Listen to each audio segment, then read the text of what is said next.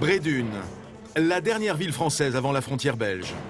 La route qui y mène est devenue un point de passage pour les trafiquants de drogue. Ah, Johan, on va faire un petit briefing. Ce matin, les gendarmes français et leurs homologues belges montent une opération anti-stup. Ils savent que pour acheminer leur drogue en France, les dealers ont trouvé une astuce. Ici, pas de go fast, les dealers prennent les transports en commun.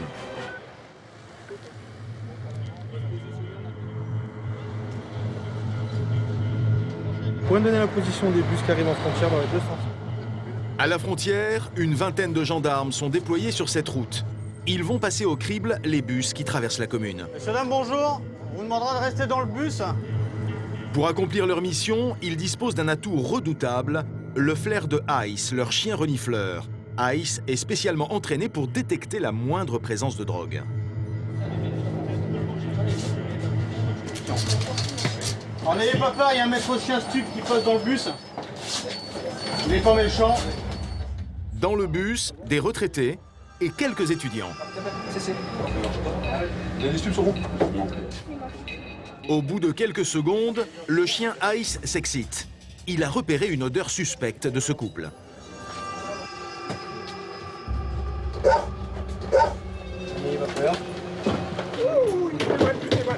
Et son flair est imparable. Fais sortir les 7-8 qui sont au fond, là. Pour poursuivre la fouille, les gendarmes font descendre tous leurs voisins. L'un d'entre eux pourrait être leur complice.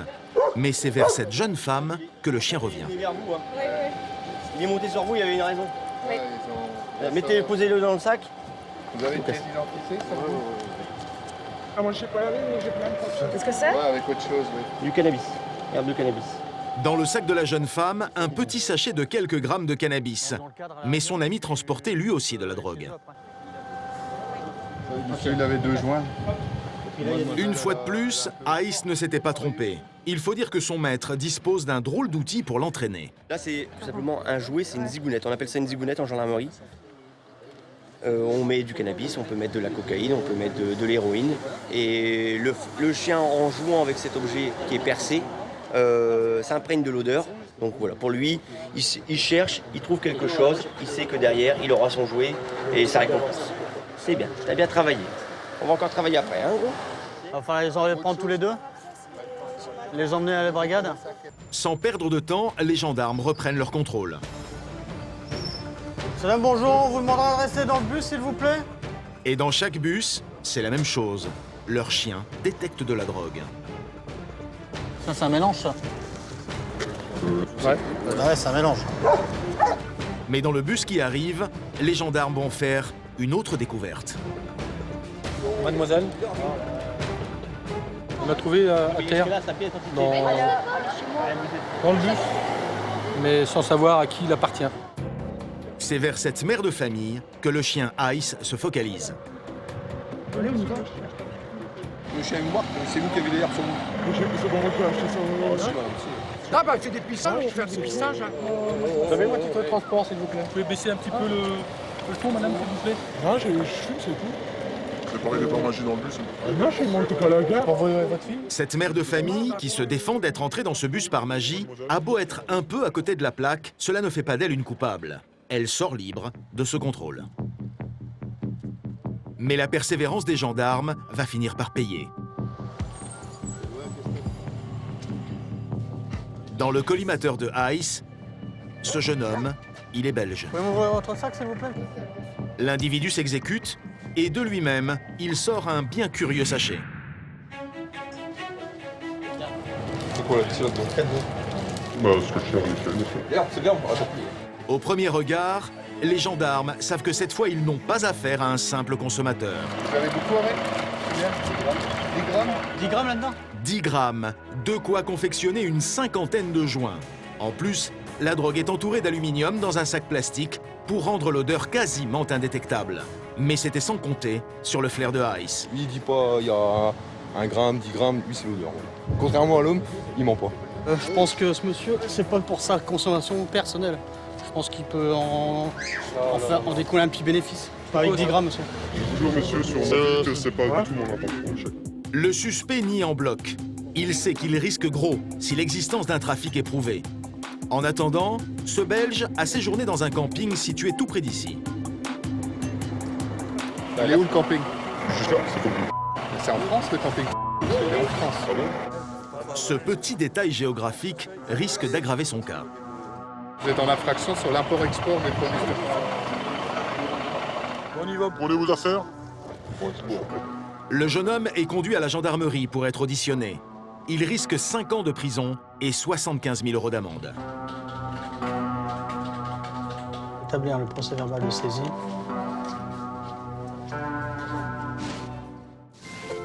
Située au nord de la France, jusqu'à la frontière belge, la côte d'Opale s'étire sur 120 km. L'hiver, ces plages vides s'étendent à perte de vue. On y vient pour des promenades en famille, prendre l'air au bord de la mer du Nord. Et quand l'été arrive, les vacanciers s'entassent dans les stations de la côte. À Brédune, la ville la plus au nord de la fameuse côte d'Opale, ils sont plus de 50 000 à venir chaque été, profiter de la plage et des spécialités locales.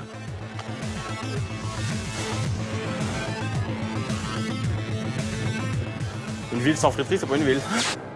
Mais derrière ces images de cartes postales,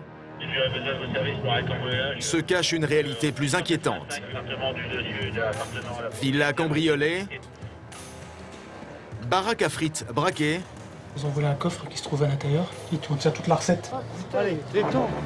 L'été, la population de Brédune est multipliée par 10. Et les gendarmes de Brédune sont sur tous les fronts. Vous restez là, monsieur. Non, vous êtes connu pour violence. Vous avez déjà eu des soucis pour ça. Alcool, drogue, violence. C'est quoi le point? Pourquoi? Il vous a demandé quelque chose? Un fond. L'été sera chaud sur les plages du Nord.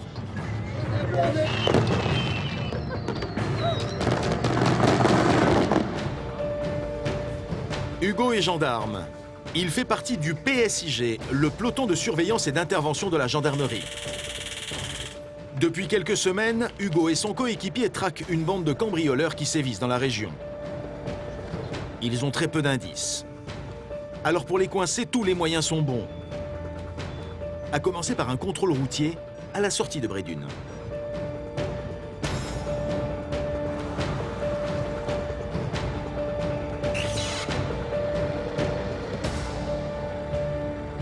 L'opération, c'est de contrôler tout ce qui est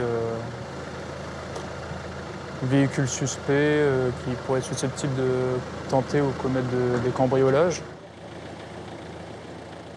Quand soudain, à 1 h du matin, un appel radio. 190, vous avez reçu notre message. Les individus ont été notés par l'arrière. 2 individus auraient tenté de cambrioler une maison dans une commune voisine. Pour tenter de les coincer, Hugo et son collègue Laurent ne perdent pas une seconde. On est juste à côté de la commune, donc on essaie d'y aller rapidement pour éviter qu'ils prennent la fuite aussi. Ce sont peut-être les hommes qu'ils cherchent depuis des semaines. Arrivé sur place, un témoin les attend. C'est lui qui a prévenu la gendarmerie. Vous les avez vus? Deux jeunes. Ouais, c'est deux jeunes. Ils sont partis de l'autre côté, ils sont partis à pied. Et c'est deux jeunes. Hein. Après avoir diffusé le signalement des suspects à leurs collègues, Hugo et Laurent inspectent la maison autour de laquelle les 2 jeunes ont été aperçus. Les propriétaires sont absents. C'est bizarre, c'est qu'il n'y a pas d'effraction. Sur la porte du garage, Hugo a trouvé quelque chose. Ils ont certainement essayé ici. T'as vu des traces d'effraction? La serrure a été forcée. Mais les cambrioleurs ont dû être dérangés en pleine opération. Je pense pas qu'ils aient réussi à rentrer, donc l'alarme s'est activée et ils ont pris la fuite. Les gendarmes partent à la recherche des 2 suspects. Au bout de quelques minutes, ils croisent cet homme en survêtement noir. Il pourrait bien correspondre au signalement. Vous avez des identités sur vous? Moi, je peux vous acheter. Vous habitez où? Il est 2 h du matin. Les rues sont totalement désertes. Le suspect prétend qu'il vient de chez sa copine. On va y aller discrètement, ne vous inquiétez pas. Non, mais il faut nous ramener chez le profil. Votre copine chez qui vous êtes allé ce soir, Elle habite où? elle habite où? Ah, la vitrine, Ben, on va les voir. On va les vérifier. Comme ça. On va vérifier. ça va, on va... Non, on va vérifier votre identité auprès d'elle. Comprenez, je veux partir. L'alibi de cette fameuse copine est confus. Laurent appelle ses collègues pour faire le point. Bon écoute, il me dit qu'il vient de chez une copine, donc on va faire les vérifications. Je vous explique tout de suite. On vient d'aller sur une tentative de cambriolage. Oh, c'est pas malin, tu peux ramener toi la personne, on pas de problème, ok. Mais avant, les gendarmes veulent l'adresse de sa petite amie. On va les vérifier ça, monsieur. Non, mais là, je peux pas, monsieur, aller chez elle, c'est... En 2 secondes, vous avez les menottes et vous êtes en garde à vue. Le jeune homme refuse de les conduire chez elle. Les gendarmes ne sont pas dupes. Je vous lâche dans la nature. Il ne veut pas justifier de son alibi, il ne veut pas que j'aille voir sa copine qui habite juste derrière la cité. Apparemment, c'est du violon. C'est gros, monsieur. C'est gros tout ce que vous me racontez. Laurent et Hugo conduisent le suspect chez le témoin de l'affaire. Lui seul est en mesure de l'identifier.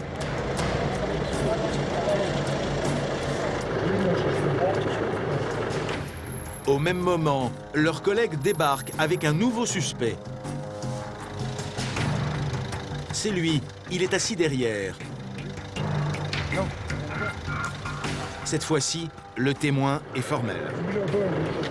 C'est des menteurs, là. L'individu identifié est conduit au poste. On va juste faire une vérification d'identité à la gendarmerie de Worms. Mais le témoin et sa femme viennent de livrer une information capitale aux gendarmes. En fait, les gens nous disent qu'ils ont vu un Duster Dacia rouler très lentement juste devant son habitation, que le véhicule s'est arrêté et que l'individu a téléphoné. Donc ils pensent que ça a une relation avec les individus en question. Avec l'aide de l'homme qu'ils ont interpellé plus tôt, les gendarmes se lancent à la recherche du fameux véhicule. Vous sortiez de là-bas. À l'arrière, le jeune homme reste muet.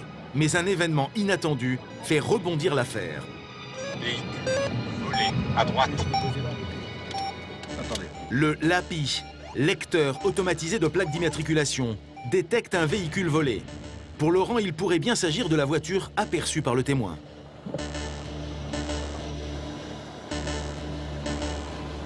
Attends, moi pas. Je t'explique un truc. Moi où j'ai chopé le gars, le LAPI a fait un déclenchement sur une voiture. Ouais, voilà. Donc la voiture, c'est une Renault Mégane dont les clés ont été volées le 5 août à Lambersart. Et la voiture, elle est ici sur Herzl.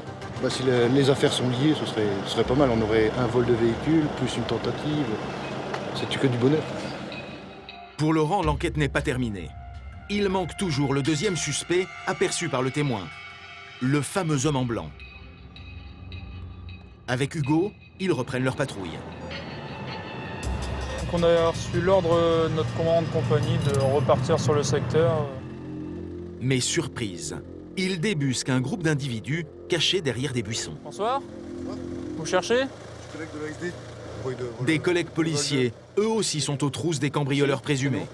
Ils ont été interpellés? On les a. Ouais, Fred, c'est bien ce que je pensais, ils ont été faits. Ils ont été interpellés. C'est reçu pour l'ensemble du dispo. Donc là, il s'agit de la sécurité départementale qui, eux, les attendaient au retour à propos de la Mégane coupée rouge. Ça fait 4 jours qu'on est derrière eux. D'accord. Hier, ils ont tapé dans le Pas-de-Calais. Aujourd'hui, ils ont Ils ont choisi tapé de où taper dans le Pas-de-Calais? Les malfrats présumés auraient sévi dans toute la région. Gérer. Mazingarbe. Ok. Mazingarbe, ouais. Ok, d'accord. Ouais. René. Avec la Mégane rouge? Ouais, la Mégane rouge. Et ils ont piqué un Mercedes camionnette. D'accord. D'accord. Bah, nous, en fait, on avait été appelés pour une tentative de cambriolage. Tentative de cambriolage. Ici. Ouais, ici, à Herzl. Mais ce soir, Laurent et Hugo ont été les premiers à intervenir. Les gens que nous, on a interpellés, ce sont des jeunes qui commettent des cambriolages depuis un bon moment déjà. Donc ils commettent des cambriolages, des homejacking, donc sur le secteur du Pas-de-Calais et sur le nord. Pendant leur garde à vue, les deux individus interpellés reconnaissent les faits. En tout, ils sont soupçonnés d'avoir commis 9 cambriolages dans la région. Ce sont des récidivistes. Ils risquent chacun 15 ans de prison et 150 000 € d'amende.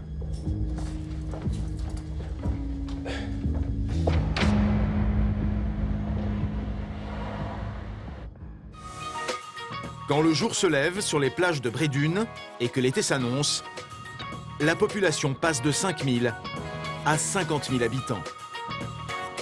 Après Berck-Plage et le Touquet, Brédune est devenue l'une des stations les plus populaires de toute la Côte d'Opale. On a vu 2-3 méduses, hein, mais c'est la loi de la nature.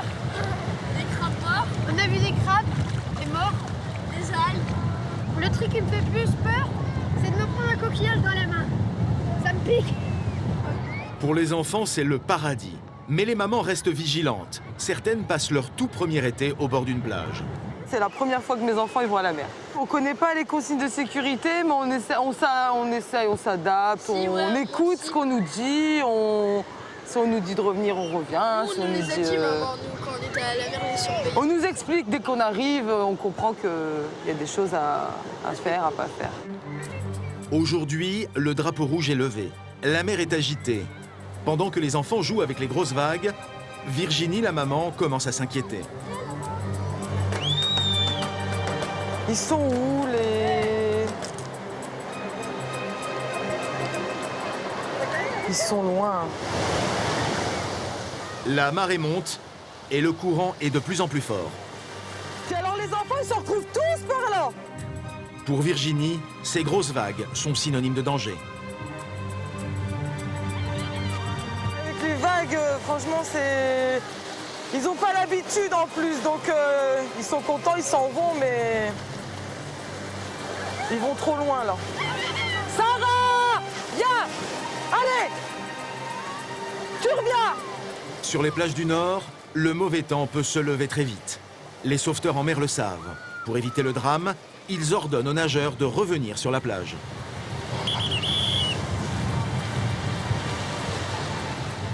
Virginie a retrouvé sa fille. Elle est enfin rassurée. Non, allez au bord, allez!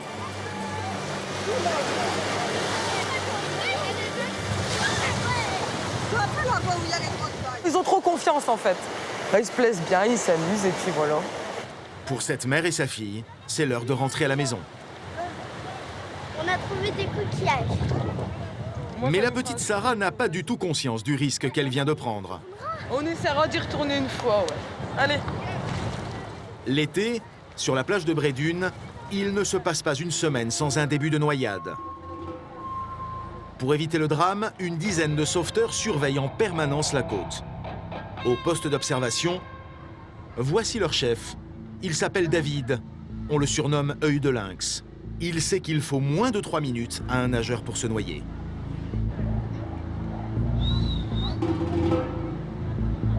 La mer, c'est pas la piscine, hein, donc là-dessus, on doit vraiment être très très vigilant. On est prêt à partir à n'importe quel moment, on sait jamais.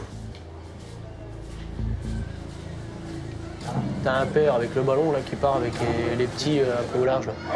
Tu fais rapprocher tout le monde et t'expliques au père que la marée est montante et que c'est risqué avec les petits. Les sauveteurs font de la prévention, mais ce n'est pas tout. Pour être sauveteur en mer, il faut savoir tout faire, à commencer par la gestion des petits bobos. David a tout ce qu'il faut, des pansements, quelques crèmes, Allez, tu devrais t'asseoir. et surtout beaucoup de psychologie. Tu vas? Oui. T'as fait peur à ton père. Bouge pas, maman. T'as même pas eu le temps, t'auras... du calme. On va pas te l'enlever, on est toujours là. T'as hurlé tellement fort toute la plage, Oui, t'as toute regardé. la plage, je cours. C'est bien d'à côté, c'est super. Au final, plus de peur que de mal. Sa blessure est superficielle. Bienvenue sur la plage de Brédune. De l'autre côté de la digue, les gendarmes reçoivent un appel radio. Un autre cambriolage vient de se produire. Apparemment, le réservé un coffre-fort avec des loups d'or et... Ouais, tu sais bien pris, on sera sur place. Ouais, c'est bien reçu, on se rend sur place. L'affaire s'est déroulée juste à côté, dans cette maison. Bonjour monsieur. C'est au premier étage que le coffre a été dérobé. C'est juste au-dessus? Oui, vous pouvez avec. Laurent est très prudent. Les cambrioleurs sont peut-être encore présents.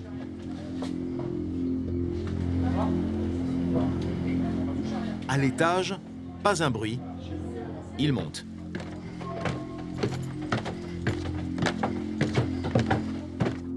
Au bout de ce couloir, Laurent croise la victime. C'est cette femme. Elle a 72 ans et elle est encore sous le choc. Donc on va toucher à rien. Gel des lieux, et le TICP comme ça il passe. Le TICP, c'est les experts de la gendarmerie. Ils vont relever toutes les empreintes. Laurent s'autorise un simple coup d'œil. Là, les gens sont introduits par cette entrée et ils ont volé un coffre qui se trouve à l'intérieur, qui contient toute la recette du café et du restaurant qui sont en dessous. Asseyez-vous. Avec son fils, la victime tient un café-restaurant familial. Les voleurs ont dérobé quelques centaines d'euros et ses effets personnels. J'avais gagné au Crédit Lyonnais. Il y a un louis d'or il y a un louis d'or mis sur une bague. J'ai tous les bijoux à Simone. Donc on va regarder. Dans ce coffre, il n'y avait pas la recette du commerce? Il y avait tout. Il y avait aussi les recettes de toute la semaine. D'accord. Bon. Et que je paye la marchandise et tout. D'accord. L'argent, c'est dur. Qu'est-ce qui est sentimental, c'est plus dur.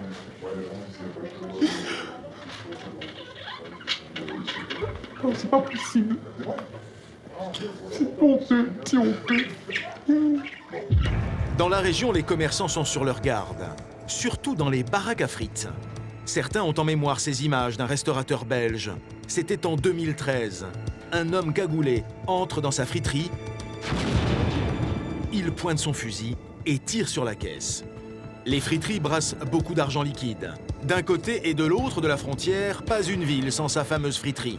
De quoi attirer bien des convoitises. Ces 3 dernières années, une quinzaine de friteries ont été prises pour cible. Rien qu'à Brédune, on en compte une vingtaine. Cela fait 4 ans qu'Annabelle a repris cette friterie située dans le centre-ville. Avant, elle était comptable. Aujourd'hui, la cuisson des frites n'a plus de secret pour elle. On voit que quand elle commence un peu à flotter dans l'huile, eh ben, on peut commencer à les sortir. Dès 11 h du matin, c'est le coup de feu pour Annabelle. Alors, j'ai 3 petites frites, une grande frite. Vous mettez la maillot dessus. En été, Annabelle peut écouler jusqu'à 30 kg de frites par jour. À 2 € le petit cornet de 300 grammes, faites le calcul, cela fait 200 € par jour. Mais comme les frites d'Annabelle sont un peu spéciales, elle a déjà ses fans. On vient ici parce que les frites, elles sont bonnes. Faut pas changer. On essaie d'aller vite hein, quand même. J'ai essayé ailleurs hein, parce que des fois il y a tellement la queue que j'ai pas envie de le faire. J'ai été un peu à droite, gauche, mais on revient là. Voilà, on est des fidèles. Il faut dire qu'Annabelle a une recette très particulière.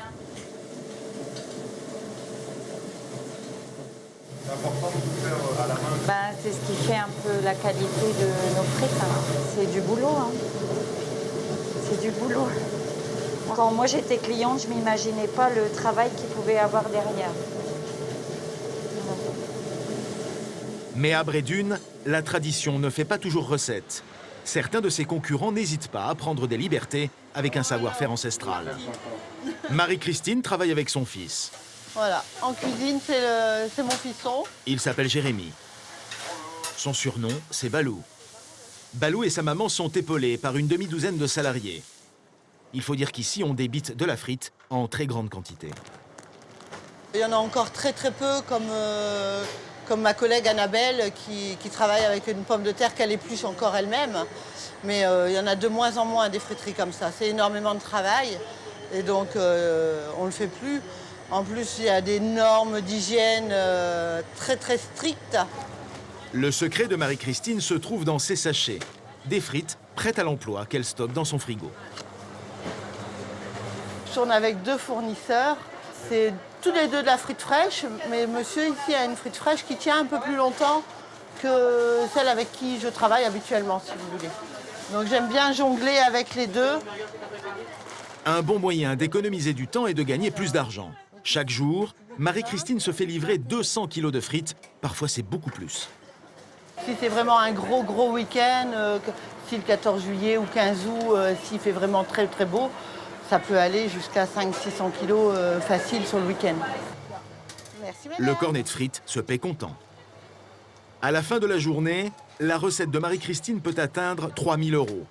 Ici, même si la frite n'est jamais faite maison, ses clients en redemandent. On entend le verre de la patronne. Sur la côte, certains ne se contentent pas d'un petit verre en fin de repas. Quand la nuit tombe, de plus en plus de jeunes s'adonnent au beach drinking. Traduisez, Biture Express. Depuis 10 ans, ce phénomène est en hausse. Les jeunes boivent le plus possible et le plus vite possible, au risque de se mettre en danger. Cul sec, allez. Ombline a 20 ans. Ouais, il est vide, donc tout ça, c'est la réserve pour le week-end. Je sais pas si on aura assez pour demain. Il y a le budget alcool, et le peu qui reste, c'est pour l'hébergement. Et c'est où, en fait, on doit aller? Pour passer ce week-end entre copines, Ombline, la jeune fille des environs de Dunkerque, a choisi le camping. Je suis née à Foulard, alors qu'il fait 40 degrés dehors. Je suis pas Bonjour, on avait réservé au nom de... Ok, comme je vois que vous aimez vous amuser, ce soir vous allez prendre cette direction par ici, hop. Et ce soir il y a un karaoké. Oh yeah. On va y chanter, ma biche? Bah oui, en plus on cherche des chanteuses, donc ça tombe bah très voilà, bien. bah C'est voilà. de 16h30 à minuit. On est 4 chanteuses. Si Ombline fait bonne figure devant le réceptionniste, elle a un autre plan pour cette soirée entre copines. Mais avant tout, il faut monter la tente. Allez, une bonne installation. C'est là qu'on rigole. Vous avez déjà monté une tente? Non, jamais. Avant de se lancer, lecture du mode d'emploi. Mais pour comprendre ces hiéroglyphes, Il faut les piquer, sans les piquer. elles vont s'y mettre à quatre. Moi, si tu comprends. Mais il faut bac plus 12. J'ai que bac moins 5, moi. C'est un parachute. C'est quoi cette au pire, tu sais quoi, on va dormir à la belle étoile, je crois. Ouais, mais là, c'est l'entrée. 1 heure plus tard, le montage n'a pas beaucoup avancé. Mais pour cette bande de jeunes filles, pas question de se laisser abattre. Ombeline, viens. Ombeline, viens là, chasseau. Ombeline. Tiens les deux.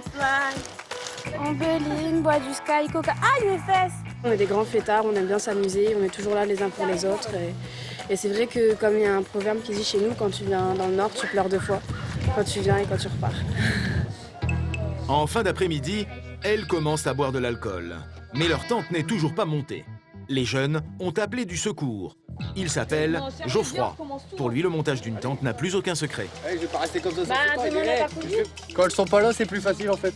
Bah merci. Pas le temps ou pas le temps de le bordel. Bah, je sais pas moi. Ah, c'est quoi ça? Je suis en train de faire... Vu qu'on va le piquer les tendus. Eh. Une demi-heure plus tard, voilà le résultat. Une splendide tente pour 6 personnes. Mais pour Ombline et ses copines, ce n'est pas encore l'heure d'aller se coucher. Oui, il y a tout, donc... Un mois après, ça va, j'ai mis ça dans le... T'as pris tes affaires? Il est 21h. On y va? Yes. Pour cette bande de jeunes filles, c'est le moment de se préparer, car la nuit promet d'être longue. On va aller se faire une petite beauté avant de sortir. Et après, on va prendre de l'apéro, boire un coup. Tout ce qu'on sait, c'est qu'à la fin de soirée, on va finir en boîte. Mais après l'épreuve du montage de la tente, une petite douche s'impose. Au camping, les douches sont collectives. Et c'est déjà l'occasion de faire la fête. Regarde mes cheveux. Regarde, on dirait un mouton. Vous voulez tuer un mouton. Ombline est célibataire. Ce soir, elle pourrait bien faire des rencontres.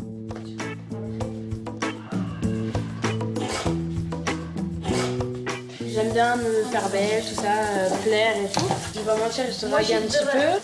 Elle plaît aux garçons en général? Ouais, beaucoup même. Mais c'est pas parce que je leur fais qu'ils arrivent à voir ce qu'ils veulent de moi. Non. Ouais, mais ça sert à rien de chauffer après s'en aller. Il est 23h. Ombline et ses copines passent à table. Mais elles n'ont pas prévu de table. Alors c'est la débrouille. Ce soir, c'est atelier sandwich sur le capot de cette voiture. Et nous, non, mais il est dur, Albert. Ça, c'est à l'arrache? C'est à l'arrache, ouais. Comme on sait bien le faire. Totalement. Tu veux à quoi, ton cas? Un dîner très sommaire. En général, quand on sort comme ça, on mange quand même bien, parce qu'on sait qu'on va boire derrière, donc on mange bien. On va plus grignoter du pain, les choses qui remplissent bien l'estomac, en fait. On va tout mettre dans le coffre.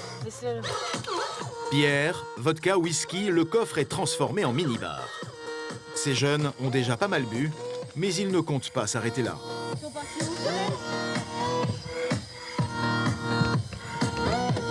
Je prends juste du sucre. Un quart whisky, un quart coca. C'est nécessaire? Non, c'est vrai que c'est pas nécessaire, mais on aime bien boire un coup, on va pas se mentir. Donc on le fait et puis on le cache pas. Voilà. Bande de malades. On fait un mélange avant de partir? Un mélange, c'est-à-dire une mixture de plusieurs alcools forts avec des sodas. Cela leur permet d'absorber rapidement de grandes quantités d'alcool. On a presque une bouteille chacun. Et en fait, c'est pour la route. Coma éthylique, accident de la route, noyade, l'alcool est responsable d'un quart des décès chez les jeunes. Ce soir, c'est la fête sur la digue de Brédune. De nombreux vacanciers admirent le feu d'artifice. Mais certains ne sont pas venus les mains vides. À Brédune, pour endiguer ce fléau, un arrêté préfectoral interdit la consommation d'alcool sur la digue tout l'été. Karine est gendarme depuis 4 ans. La région, elle la connaît bien. Pas facile de faire respecter cet arrêté préfectoral. C'est vrai, c'est une contravention, donc... Non. La bouteille, on la met dans la poubelle. Poubelle, vous la videz? C'est que du coca dans vos bouteilles? Non. Bah, faut tout vider, sinon je vous mets la contravention. Bah là, ça y est, tout le monde part, donc je préviens la patrouille qui va se mettre en place aussi sur le dispositif pour la circulation. Ce soir, les gendarmes ne sont pas à la fête. Les routes de la région sont étroitement surveillées. Ils craignent des accidents liés à la consommation d'alcool.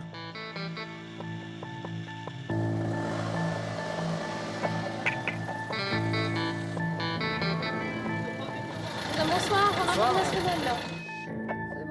Pendant 1 heure, les gendarmes arrêtent systématiquement tous les conducteurs pour un contrôle d'alcoolémie. Pour l'instant, tout le monde semble avoir été raisonnable. Mais cela ne va pas durer. Le chauffeur de cette voiture est contrôlé positif. Même si pour l'instant, on ne connaît pas encore son taux exact d'alcoolémie, le conducteur doit laisser sa voiture. Bah de toute façon, on va ramener monsieur, mais la voiture va rester là, ça c'est sûr. Vu que vous pouvez pas la reprendre. Sa femme n'a pas le permis, elle rentrera à pied avec leurs 2 enfants. Vous allez au bout? Karine emmène ce père de famille au poste pour un test plus approfondi. Il passait ses vacances au camping de Brédune. Dans la voiture, il va faire aux gendarmes une confidence surprenante. J'ai 49 ans, j'ai fait mon service militaire dans la gendarmerie. J'étais gendarme auxiliaire pendant 2 ans. Je sais, c'est vrai que c'est pas bien. Si vous savez aussi. Non, mais c'est pas bien. Le conducteur a beau avoir été gendarme, pour Karine et ses collègues, il n'y aura pas de traitement de faveur. Et la consommation d'alcool que vous avez faite, c'est quoi? Bière, whisky, alcool fort? Bien. Beaucoup? Je sais pas, 25 bières. D'accord. Au poste de Brédune, les gendarmes disposent d'un éthylomètre très précis. Karine saura très vite si cet individu n'a vraiment bu que 5 bières. Souffle long, mais lent. Karine est persuadée que cet homme est très au-dessus. C'est bon. Bon, là, on est à 0,60. Ça fait du 1,20 g. 1,20 g d'alcool par litre de sang, c'est 5 fois le niveau toléré par la loi. Karine avait vu juste, cela représente l'équivalent de 10 bières. L'infraction, elle entraîne un retrait de 6 points. Les 6 points, c'est d'office. Un retrait de 6 points. Mais ce père de famille ne va pas s'en tirer comme ça. Là, déjà, le permis lui va être retiré. Déjà, là, en rétention de permis. Et après, il y aura une décision qui sera prise administrative, voire judiciaire par la suite. L'ancien gendarme est devenu commercial. Et ce retrait de permis risque de lui coûter cher. Vous travaillez dans quoi? Je travaille avec les médecins. C'est mon petit travail. Sans permis, ça va être compliqué. Ben, j'ai plus de travail. Parce que je sais que les conséquences vont vraiment être pour moi. Plus de dépenses, plus de travail. J'ai plus de travail. Ce père de famille risque 3 à 6 mois de suspension de permis et une amende qui peut s'élever jusqu'à 4 500 €. En attendant, c'est au poste qu'il va passer le reste de la nuit. Pour Ombline et ses copines, la soirée est déjà bien entamée. Bon, on va se poser là-bas, les bons. Allez, bah, comme d'hab, quoi. Mais avant d'aller en boîte, elles s'installent sur ce parking où elles ont leurs habitudes. C'est ici qu'elles se retrouvent pour finir leur bouteille d'alcool. Cul sec, cul sec, cul sec, cul sec, cul sec, cul sec, cul sec, allez, allez. Non, t'es fou, À 6, Ces jeunes filles viennent de boire 4 bouteilles d'alcool fort et une douzaine de bières. Par miracle, elles tiennent encore debout. Pour elles, c'est l'heure d'aller en boîte. Chaud patate. L'été dans la région, les boîtes de nuit sont ouvertes tous les soirs. Ici, ils sont plus de 300. Un DJ est spécialement venu pour animer la soirée.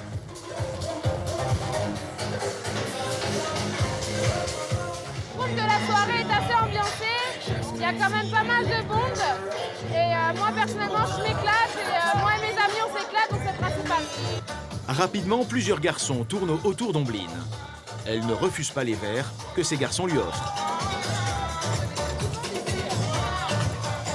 Il y en a pas mal qui se plaignent, mais je ne vais pas forcément le montrer tout de suite. Une heure après son arrivée, Ombline a besoin de faire une pause. Elle n'hésite pas à se livrer à une jeune fille qu'elle ne connaît que depuis quelques minutes. Ah mais il y en a 2-3, ils sont beaux gosses quand même. Hein. Ah ouais. Quand on te regarde, ça veut dire que t'es mignonne, que tu plais. Donc c'est ça le truc. Ombline a l'air fatiguée. Tout cet alcool commence à faire de l'effet. Pourtant, elle va retourner danser. Très vite, un autre garçon s'approche de très près et elle se laisse faire. Oui, c'est vrai. Mais on verra par la suite comment ça se passe. Le jeune garçon lui propose de s'écarter un peu de la foule. Il veut en savoir plus sur elle. Ombeline. J'essaie de marquer sur mon portable. Et elle lui donne son numéro de portable. Le jeune homme apparaît lui aussi alcoolisé. Il préfère rentrer chez lui. Ombline, de son côté, va boire encore d'autres bières et finir la soirée entre copines.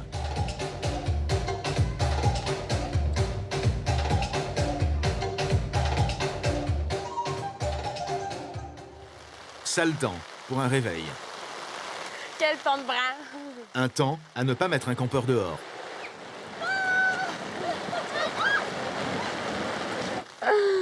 Il pleut. Cet après-midi, Ombline et ses copines avaient prévu de profiter de la plage. Hé, les sacs. Bah ouais, tu veux te donner où? Bah rentre-les. Putain, tu laisses... La poubelle, on s'en fout, mais c'est ça.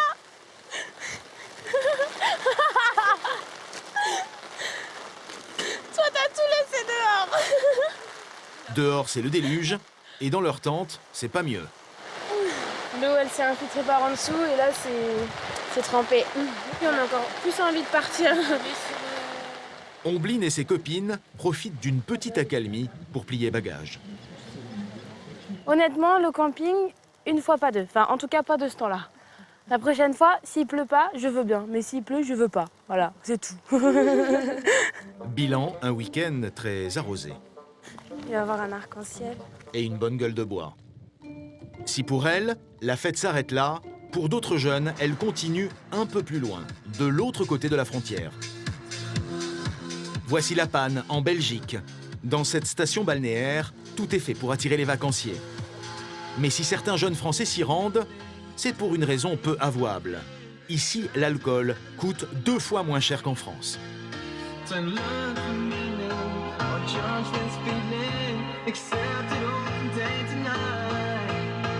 est là pour une semaine et on a envie de s'éclater en fait. On est bien parti. Le soir, les jeunes se retrouvent dans les bars. Et à leur fermeture, certains ne tiennent même plus sur leurs jambes. Pour éviter les troubles liés à l'alcoolémie, les autorités belges ont créé une unité spéciale, la VIP, Very Irritating Police. Des officiers très irritants parce qu'ils ne lâchent rien. Notre unité, la VIP, a été créée à la base pour donc traiter les groupes de jeunes qui posaient problème à l'ordre public. Au volant de sa voiture banalisée, l'inspecteur Verlinde quadrille tout le secteur à l'affût du moindre trouble. T'as vu les jeunes là? Ils nous ont gardé un peu de travers. On va faire le tour et ils leur ont dit qu'il y en a un qui avait un joint à son oreille. L'inspecteur Verlinde décide de les contrôler. Les hommes de la VIP avaient vu juste. Ça me semble pas être cigarette, ça. Vous venez de où? De Vambrechy. De Vambrechy. Vous avez vos papiers? Vous avez avec? Les 3 jeunes qui s'apprêtaient à fumer un joint sont français. Ils habitent près de Lille Ils étaient venus ici pour acheter de l'alcool. Whisky coca. Mais whisky et pas beaucoup de coca là. Ah, juste le chauffeur. Et toi, t'as Rien. Pas de pièce d'identité, pas de carte bancaire. Et le sac à main, il n'y a rien dedans? J'ai pas encore eu le voir. Ça, c'est quoi? C'est un feu de Bengale? C'est interdit. Les jeunes Français comprennent que les hommes de la VIP ne laisseront rien passer. Spontanément, ils vident leurs poches. Ils avaient tous des joints sur eux. Il y a dans le slip? Non, non, non. Il y a encore des stupéfiants là? Non, il n'y a rien. Une patrouille qui arrive pour fouiller votre zip. Il n'y a pas de souci, on va appeler. Et pourtant, en fouillant ce véhicule, les policiers vont faire d'autres trouvailles. Monsieur n'avait rien dans sa voiture, mais bizarrement, on retrouve de l'alcool et des substances illicites. Bilan de la soirée, 6 joints et 4 grammes de cannabis. Vous aviez l'intention de faire quoi là, honnêtement? Picoler un peu sur la plage, fumer un pétard et tranquille quoi. On est venu passer une petite soirée comme ça. Ouais, on a fait la semaine de taf et on a voulu entre potes passer une petite soirée. Ouais, beaucoup de jeunes comme ça qui, en fait, le soir viennent s'alcooliser et consommer des stupes sur la plage et la nuit après ça se dégrade, ça démonte des voitures, ça curse les voitures, ça vole de mobilier de jardin. Enfin, il y en a qui volent même des voitures pour rentrer chez eux. Les 3 Français sont fichés pour détention de stupéfiants. Ils seront présentés devant un tribunal correctionnel et encourent une amende d'une centaine d'euros chacun.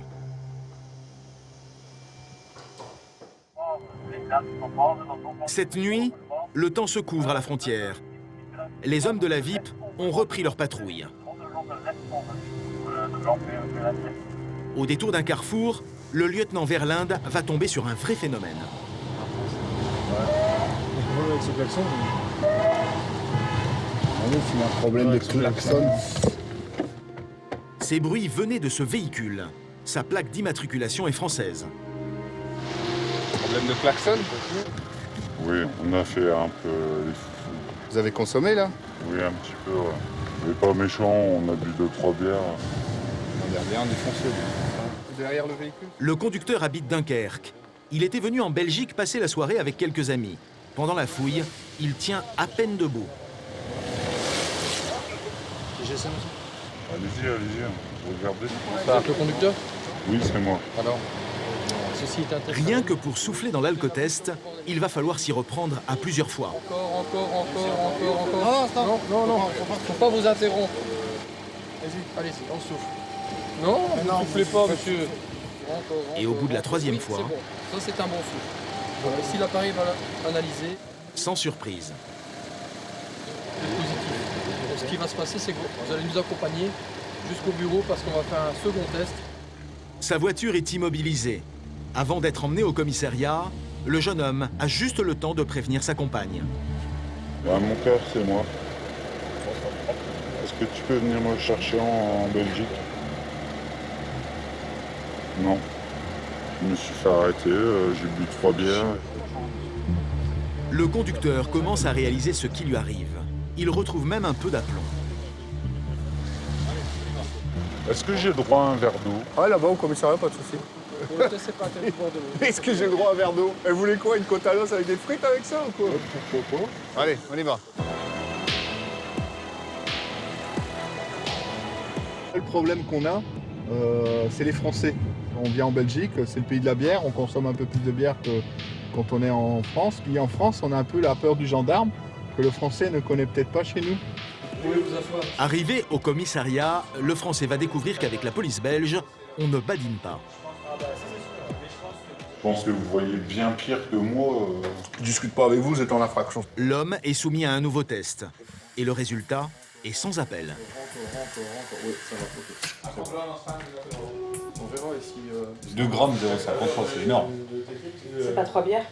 Ah, c'est sûr que c'est pas 3 bières. Ça fait, on est plus à 15 bières. Là. Déjà, ah oui, c'est pas mal. Là. 2 grammes 0,53. Avec 2 grammes d'alcool dans le sang, le conducteur multiplie par 80 ses risques d'accident sur la route. La sanction est immédiate.